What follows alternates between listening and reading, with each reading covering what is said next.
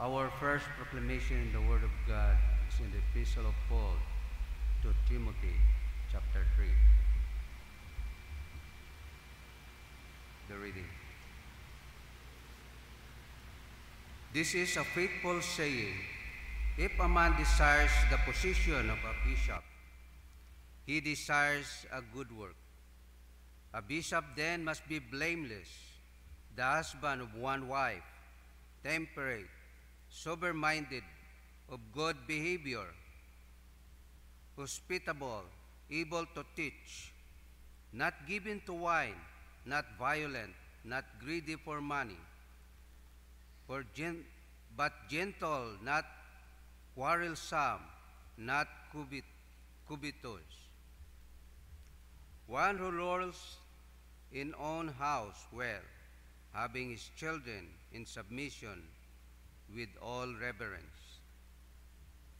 For if a man does not know how to rule his own house, how will he take care of the church of God? Not a novice, lest being puffed up with pride, he fall into the same condemnation as the devil.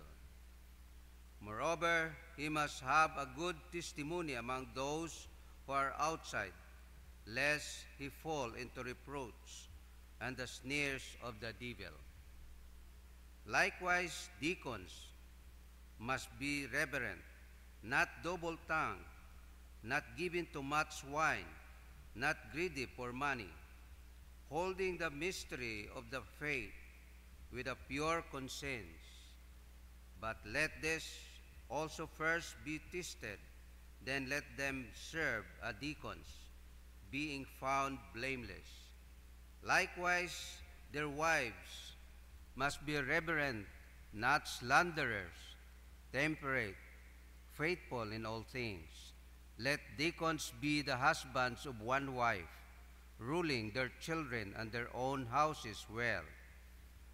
For those who serve well as deacons obtain for themselves a good standing and great boldness in the faith which is in Christ Jesus.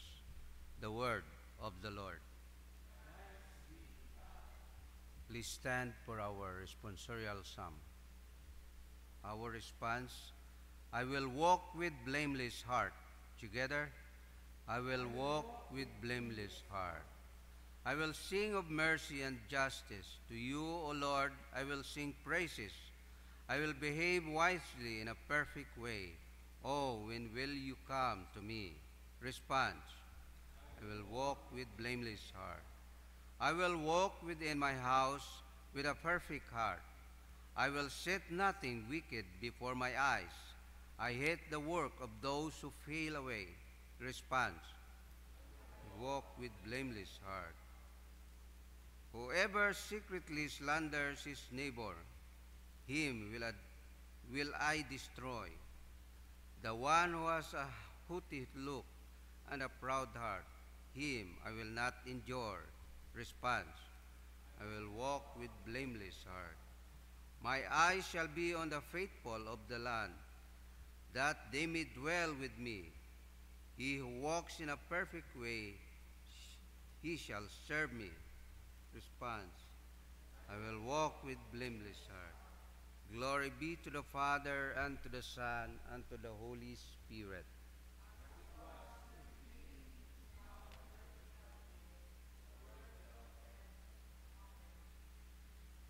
The Lord be with you. The Holy Gospel of our Lord Jesus Christ, according to Saint Luke. Glory to you, Lord Christ. We are reading from chapter 7, beginning at verse 11 through verse 17. Now it happened the day after that he went into a city called Nain, and many of his disciples went with him, and a large crowd. And when he came near the gate of the city, behold, a dead man was being carried out, the only son of his mother, and she was a widow, and a large crowd from the city was with her. When the Lord saw her, he had compassion on her and said to her, "Do not weep." Then he came and touched the open coffin, and those who carried him stood still. And he said, "Young man, I say to you, arise." So he who was dead sat up and began to speak, and he presented him to his mother. Then after he came upon all, and they glorified God, saying, "A great prophet has risen up among us, and God has visited his people." And this report about him went throughout all Judea and all the surrounding region. The Gospel of the Lord. Please be seated.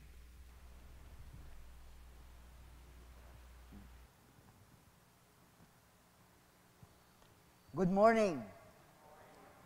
Sa makaroon nga gospel, God is reminding us that we as a disciples or as a believer of Jesus, it is our responsibility. It is our responsibility here on earth to reach out people for those who are in need. So sa raya nga gospel, ginpakita it Ginoo how he was moved with compassion sa ratunga widow son nga gimbuhi na. Iya ray sa gospel makaron, it is only in Luke gospel nga makita naton nga ray nga widows nga arang ungaay na buhi. Pero sa iba nga gospel hindi mo makita. Pero sa gospel nga ra, dumduman gudo tatlo nga gin-raise ni Jesus sa dead.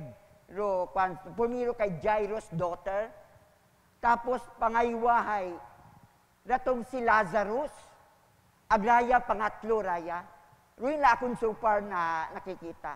Pero di ka na nakita nato nga in this world, there are so many problems people are facing right now.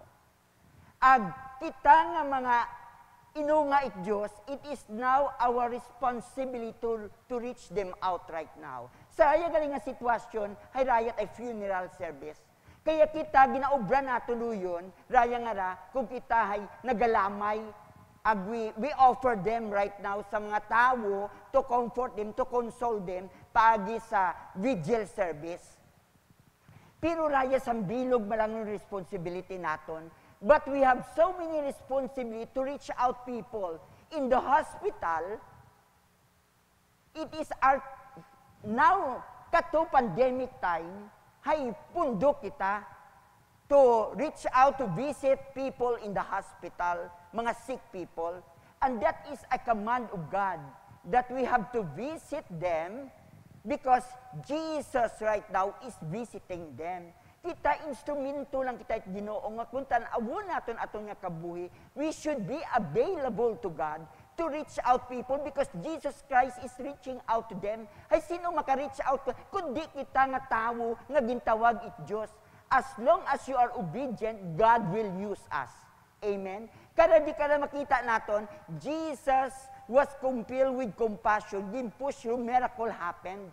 Kaya nga ni kung kita we develop the compassion of Jesus, naguoy ka, nakita mo sa tao nga ron that he is living in misery sa hospital, pagbisita ko sa sabilog nato nga sister. Nga, wa man ako ginsugua because I was compelled by the Holy Spirit to visit her. Pag-visit ko, sus kabaabot ana nga mga kwan, nga mga pasyente sa guwa ito hospital. Well, nagapanaw ako, nagapanawag sanda, Father, please pray for me.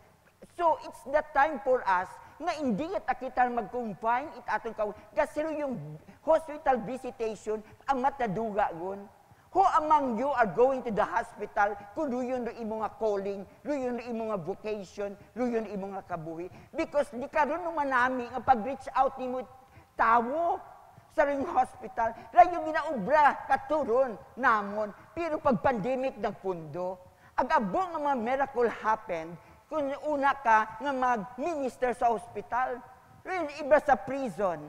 Kaya nga dapat, we have to fulfill the commission of God. When I am naked, did you clothe me? Pero yun na klaro, nakabutangon sa Bible. Rato ng obrahon, we have to respond and we have to obey kung ano ginobra it Ginoo. Di ka to kung nakita, when I'm going there, abo nga mga tao, nga kailangan sanda ni Jesus healing sa nga kabuhi. And it is Jesus could only satisfy their need. Pero kita, nga tao nga maka-reach out in story, because of is we lay hands on the sick shall ka. Hay sino man, imo mo lang alima, it is Jesus through your faith, nga imaw tagapamayad it masakit. And many things happen sa ato nga kabuhi.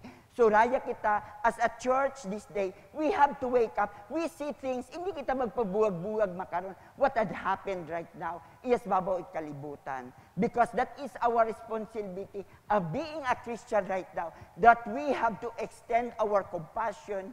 We have to extend those people who are crushed in spirit right now, those who are mentally upset, those who are tortured right now by the worst, and we have to destroy, because God has given us the authority, here the authority, to destroy the works of the enemy, and nothing can any means hurt us.